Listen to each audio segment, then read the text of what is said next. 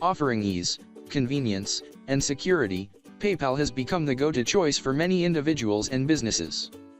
However, understanding the extent of PayPal's security measures, such as FDIC insurance, is essential when it comes to safeguarding your funds.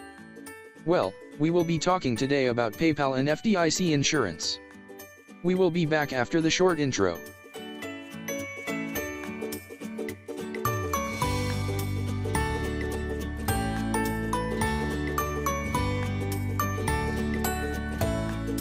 We will not say much about FDIC insurance since we have explained everything in our written article, which you can find the link in the description below. But you should know that the FDIC only insures deposits held in banks or savings associations in the United States.